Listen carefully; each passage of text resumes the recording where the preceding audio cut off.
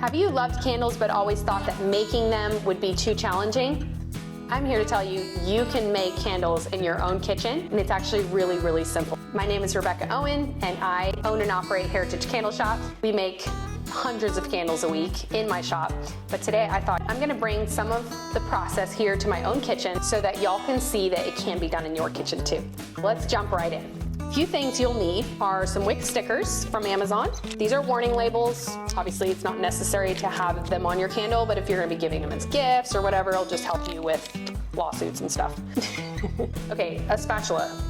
Walmart, Amazon, wherever. This is an infrared thermometer. It's an expensive thermometer, but you can also use a candy thermometer. This is a pour pot. You can get it for $19 or $20 on Amazon. This is a normal kitchen scale, and you're gonna wanna put it to ounces. So oftentimes I'll make candles from beeswax, or I'll do a beeswax blend, like a beeswax, soy, palm wax, maybe some coconut wax, something like that. You can experiment with that.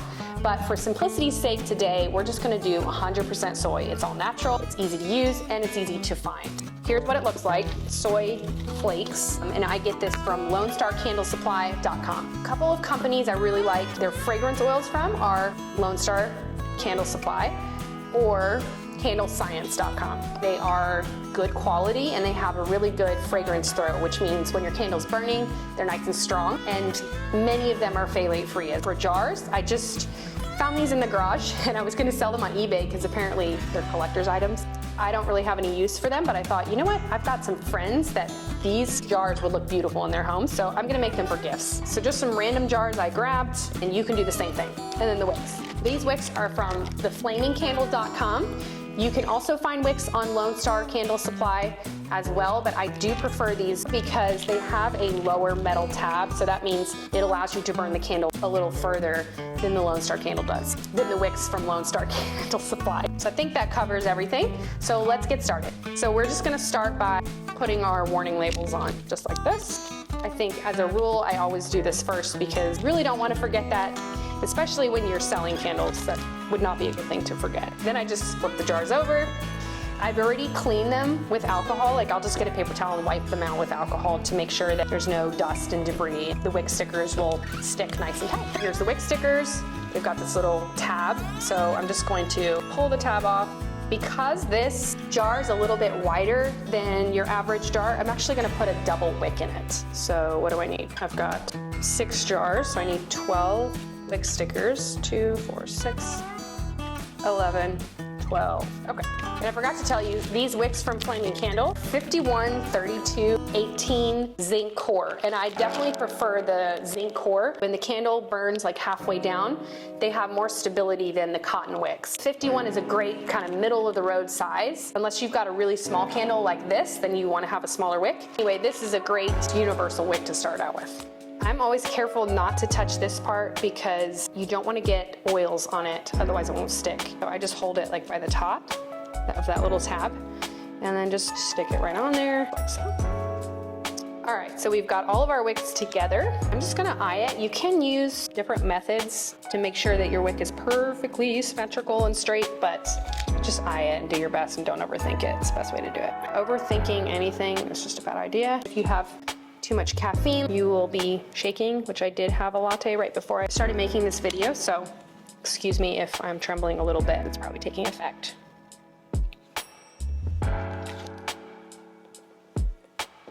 Making candles is actually quite relaxing. Oftentimes I'll play music or put on an audiobook or talk on the phone, and you get a lot of work done and enjoy yourself in the process. So as you can see, these are sticking up way past where we need them. So just to make it easier while I'm working, I go ahead and trim them, get some of that excess out of the way. If you're frugal, you can buy your own metal tabs and save these guys, but I just frankly don't have the patience for that, so I throw them away. And I just straighten them, and as you can see, they'll look about like that. Now we are ready to start preparing our wax. Okay, so I just turned on my scale and I'm going to turn it to ounces. We're gonna work with 2 pounds of wax. So I'm just gonna measure 32 ounces. I guess I over measured, but that's gonna be fine. It's 32.2 and that's gonna be just fine. Put that over there by the sink. I've got my double boiler over there on. My husband just turned it on for me. It's got about that much water in it, and I put a couple of mason jar lids in there just to give this a little bit of lift so it's not on the bottom of the pan. This way the wax doesn't scorch. We're just gonna go and heat this up, and we're gonna wait until it gets to 180 degrees. Anywhere between 175 and 185 is fine. Again, if it's in that range, you're just fine. You don't have to be like, it's at 181. And then we will move on to the fragrance oil. So while the wax is heating up, I'm gonna show you what fragrance oil we're gonna use. I have a sample of sandalwood from Candle Science, and I also have a sample of amber and driftwood from Candle Science.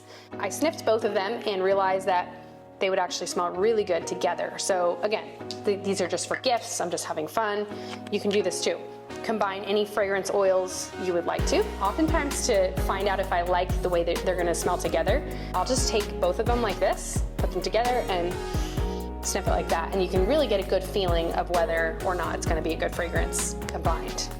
One thing I don't recommend doing, I've done it before and hasn't worked out really well, is combining fragrance oils from different companies. I don't know if it's because their chemistry doesn't go together. So stay within the company, but blend as you like. Our wax should be almost done heating up. Let's go check it. So our wax is at 185 degrees, which is perfect for pouring fragrance oil.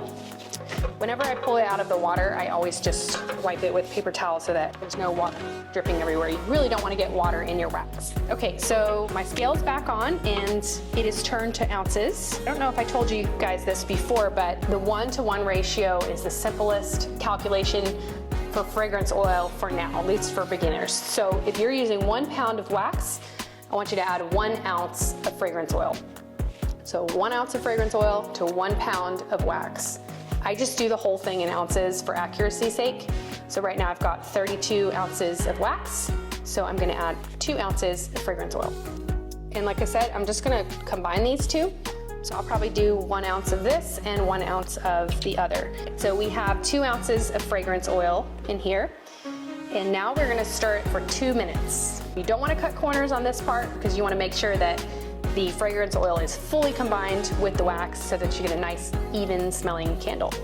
So yeah, we just have to patiently stir it. Think about what you're gonna make for dinner, whistle a tune, call your best friend, do something, but you have to stir it for 2 minutes. Another thing, you wanna stir it just steadily. You don't wanna stir it too fast because that would introduce air bubbles into your candle. So just stir it at a pretty steady pace.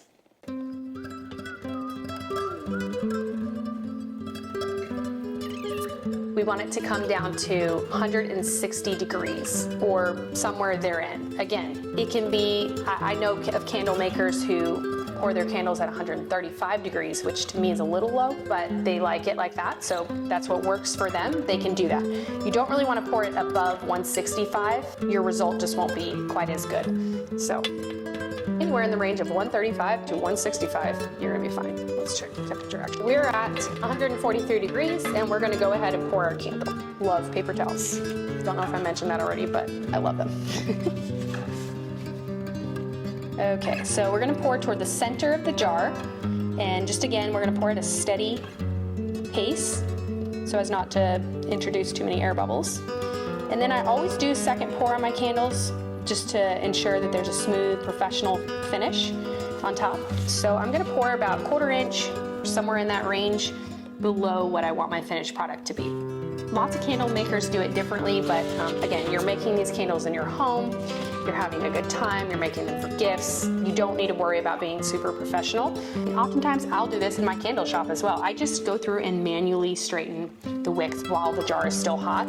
And again, we have to do the second pour anyway, so what I'll do is I'll go through with an ice pick. You can use a skewer, an ice pick, a knife, whatever you want to do, and just scoot the wick over a little bit if it's crooked, and then pour the second bit of wax on top and you don't even know. So it's perfect. If you end up having leftover wax after you've done the second pour on your candles, I usually keep like a plastic red Solo cup around, and I'll just pour in my extra wax and label it, and chances are you can use it for something else, or you can have some of these wax melt shells around, and then if you've got the extra wax, go ahead and pour it in the wax melts, and you can use those for later. We're gonna do one more, and then I think we should have plenty of wax to come through and do our second pour. Okay, just gonna straighten these wicks. All right, looks good. And then what I'll do is come back anywhere from 12 to 24 hours. And if it is dry and set, we'll go and straighten the wicks, do the second pour, let it dry again, and you are done. All right, here we are. It's been a few hours and our candles are dry enough for us to do the second pour. So here's what they look like. And the wicks are actually somewhat straight, so they really don't need straightening. For the sake of this video and training, I'm gonna grab a skewer or something and I'm gonna show you how to straighten the wick in case your wick turns out to be a little bit crooked. Unfortunately, I was out of skewers and I left my ice pick at my candle shop, so I'm gonna use a whisk. So anything pointy and sharp you can really use to straighten wicks. I don't recommend using a whisk, but again, that's all I had in my kitchen, so that's what we're gonna use. All you're gonna do is poke this like right behind the wick and then poke a hole in front of the wick, and you're gonna gently just push the wick in the direction that you want it to go.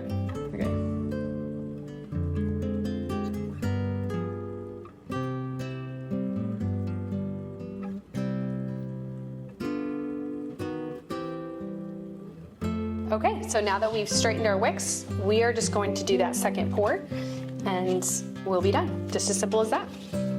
I reheated my wax and it's about 160 degrees. So we're just gonna pour it up to where we want it to go. It's totally normal for when you do the second pour, for the top of the candle, the surface of the candle to kind of have like a little bit of a dip. And that's just from the candle cooling fast, and then it kind of pulls in the wax so that doesn't give it a smooth surface.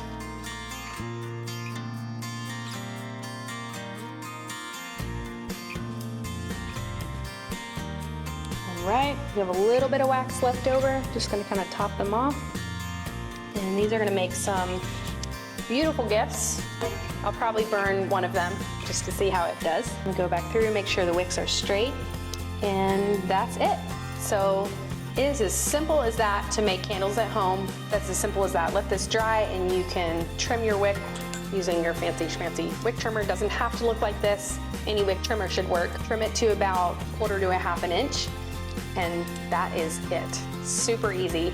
I pulled out a couple of other candles that I have made just to show you the different jars and different things you could do. This is a wood wick candle. You could do that. This is a 2-ounce little jar. Super fun. It's got a custom label. My husband prints all of my labels and I have a lot of fun with that.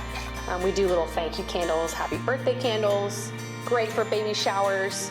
This just has one of those 51 zinc core wicks in it. Burns fantastically. It's one of my favorite, just everyday candle. This I got on sale at Hobby Lobby, this jar or this mug here. It was really cheap, it's like $2 or something. It was like after the fall season and they had them all on clearance. So I decided it makes such a great gift. You don't even have to have a label for it because it's so pretty. And you can use it, see like in my kitchen I've got some copper. I could put one of these on the windowsill and burn it. It just makes a really nice gift. You could go to Goodwill, collect jars. I've even done Christmas mugs. I went to Home Goods and collected like all kinds of fun Christmas mugs and filled them with different Christmas scents like mulled cider and sparkling cinnamon, that kind of thing. It was a lot of fun. Wax melts are great. And then as you can see in my kitchen, I have this 3-quart jar burning. This is leather, it's my favorite fragrance. And I got this jar at Walmart for like $8 or something. It's an Anchor jar. This is like a 1/2 gallon jar. It's just really pretty. So really any kind of jar that you find is great. You will have to experiment with different wick sizes, but if you like this video and you want to subscribe, I'll have more videos letting you know like what size wick you should use for what size jars and what fragrance oils are the best, and et cetera, et cetera. If you like this video and you want more content like this, let me know in the comments below, and please subscribe to my channel. Thank you so much for watching.